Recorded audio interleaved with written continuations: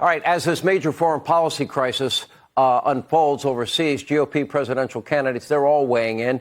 Vivek Ramaswamy released his six-point plan to tackle the situation in Israel while taking shots at other candidates, specifically Nikki Haley. Now, Vivek is calling for intelligence and weapon sharing with Israel, the immediate appointment of an ambassador to Israel to end nuclear proliferation in the Middle East, the deportation of illegals here in the U.S. who have worked with Hamas, and much more. And Vivek Ramaswamy joins us now. I looked at your list, and the only disagreement I have is I don't really disagree on a lot of your points, but the intelligence sharing was unprecedented, and a coalition was formed when President Trump was in office, where it was the U.S., it was Israel, it was Egypt, it was Jordan, it was the Saudis, it was the Emirates, all standing united against Iranian hegemony in the region to prevent them from ever acquiring nuclear weapons. So we have had that before, Vivek. Yeah, absolutely. And Sean, one of the things I've said is that while everybody else seems to say this is a question for later, I think this is a question for now.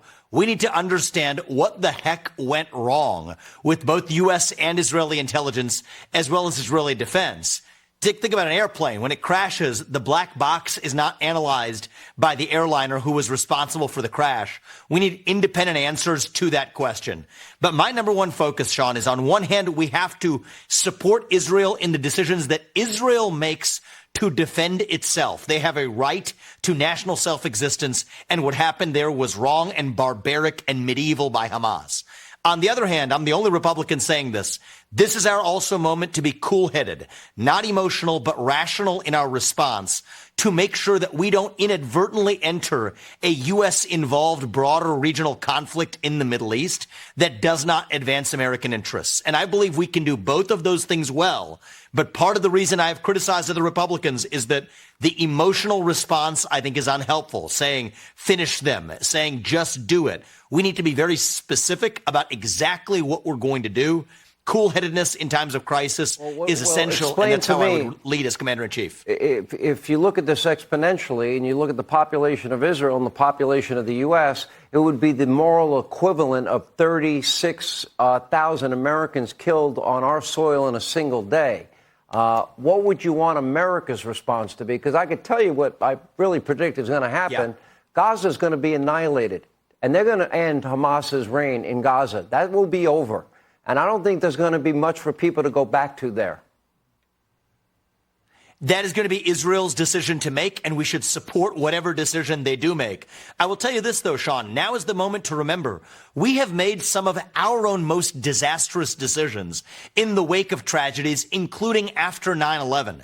Look at $3 trillion wasted in Iraq and Afghanistan. Thousands upon thousands of American lives sacrificed. To what end? The Taliban still in charge in Afghanistan 20 years later.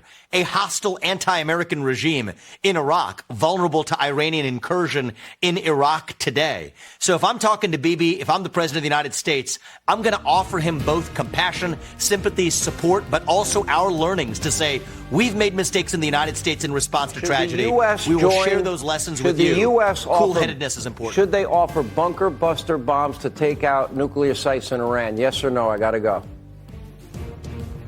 I think the U.S. should offer Israel limited munitions to be able to defend itself against Hamas and the attacks. I think we should be very careful not to escalate into a broader regional war in the Middle East. Well, Sean, there's a lot of circumstances that are still changing, but the principle for me is no broader regional war while still supporting Israel's defense. All right, we'll continue in coverage straight ahead.